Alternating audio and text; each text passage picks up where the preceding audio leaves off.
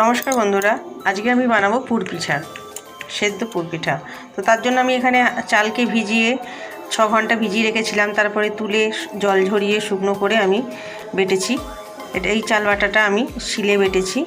এই দেখুন, এখানে আমি 500 গ্রাম চাল আমি বেটে নিয়েছি, আর 2টো নারকেল আমি কুড়ে নিয়েছি। এবার তার জন্য আমি ছইটা যে বানাবো, পুরটা বানাবো, সেই পুরটা আমি এখন বানাবো। এখানে কড়া আমার গরম হয়ে গেছে। এখানে আমি খেজুর গুড় নিচ্ছি।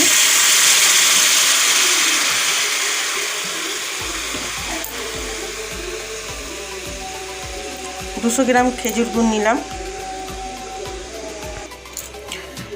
আর চিনি দিচ্ছি কিছুটা, 50 গ্রামের একটু বেশি চিনি দিলাম। দুটো মিশিয়ে আমি ছইটা বানাবো, পুরটা বানাবো, নারকেলের পুরটা।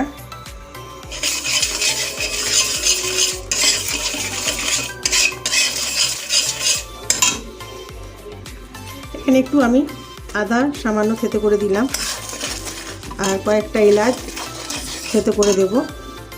এখানে কিছুটা 2-3টে এলাচকে আমি থেতো করে দিলাম। চিনিটা আমার গলে গেছে। এবার আমি নারকেলটা দিয়ে দেবো।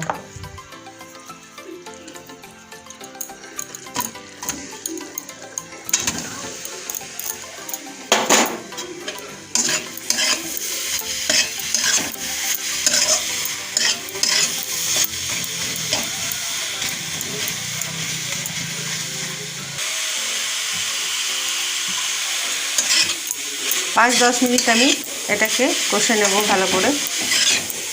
নারকেলটাকে ভালো করে পাকিয়ে নেব। আদা আর এলাচ দেওয়ার জন্য স্বাদ আর গন্ধ খুব সুন্দর হয়।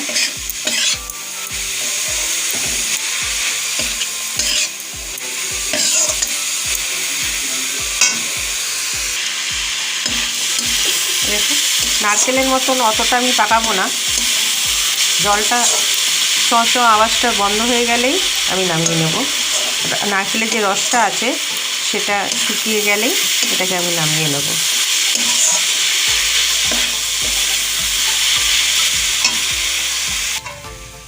তো পুর আমার রেডি হয়ে গেছে, এবার আমি নামিয়ে নেব। এবার আমি কড়া ধুয়ে আবার বসিয়েছি, কড়া গরম হয়ে গেছে। এবার আমি চাল গুঁড়োটা কড়াতে দিয়ে দেবো।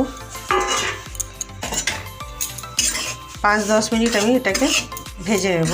যেহেতু হাতে গুঁড়ো করেছি শিলে, তো এটাকে আমাকে ভাজতে হবে।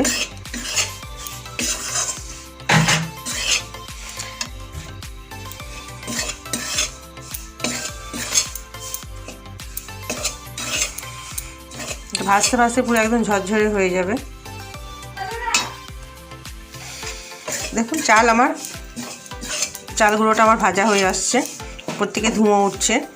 এবার এর মধ্যে আমি 1 বাটি ময়দা মিশিয়ে নেব। ছোটো বাটির 1 বাটি ময়দা মেশাবো, আর সামান্য স্বাদ অনুযায়ী লবণ দিয়ে এটাকে ভালো করে আরও 5 মিনিট গরম করে নেব।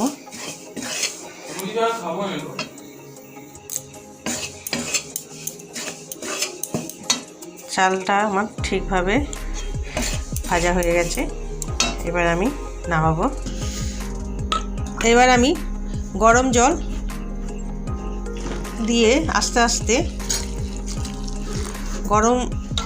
চালের গুঁড়োটা গরম আছে, তার উপরে আবার গরম জল করে দিয়ে আমি এটাকে মেখে নেব। আগে জল দিয়ে চারপাশ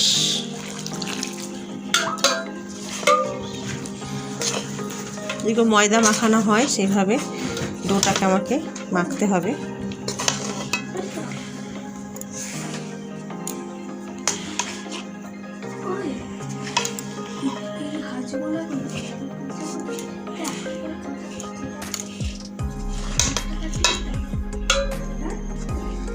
এইভাবে আমি গরম জল দিয়ে এইভাবে করে নিয়েছি। এবার একটু ঠান্ডা হলে এটাকে মেখে নেবো ভালো করে।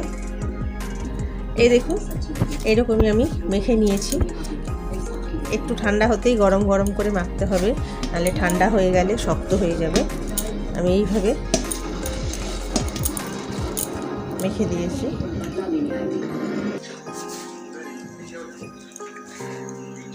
ছোট ছোট বল তৈরি করে এরকম পকেট বানিয়ে নেবো। এরকমই করে এর মধ্যে আমি ছইটাকে দেব। এই মুখগুলোকে এইভাবে বন্ধ করে দেবো।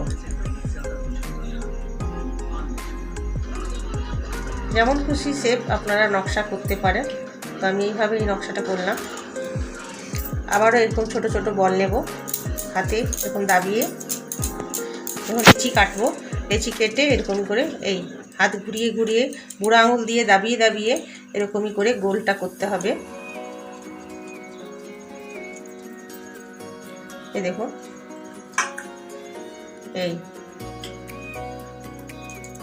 এইভাবে নিয়ে এটা মুড়ে দেবো। এইভাবে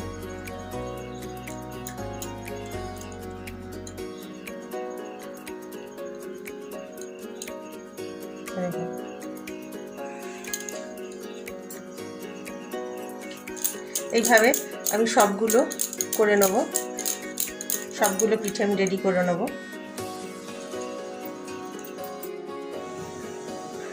এই দেখুন, পুরো পিঠেগুলো আমি রেডি করে নিয়েছি এইভাবে। এবার আমি একটা এরকম ঝাড়া বাটি নিয়েছি, তো এর মধ্যে আমি সাজিয়ে দেবো জিনিসটাকে।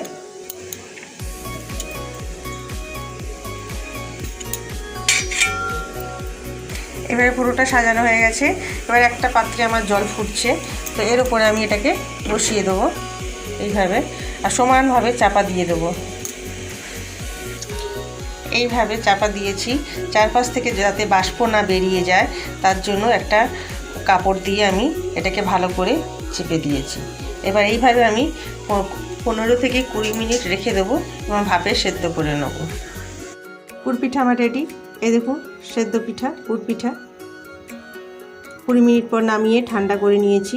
এই দেখুন কত সুন্দর হয়েছে। গুড় দিয়ে আপনারা পরিবেশন করুন, ভালো লাগবে। ভিডিওটি আমার ভালো লাগলে লাইক, শেয়ার, সাবস্ক্রাইব করবেন।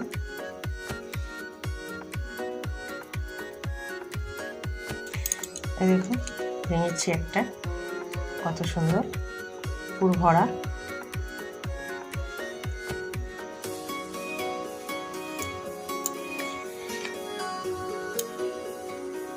যারা দুধ দিয়ে খেতে ভালোবাসে না তারা শুকনো খেতে পারে এইভাবে বানিয়ে।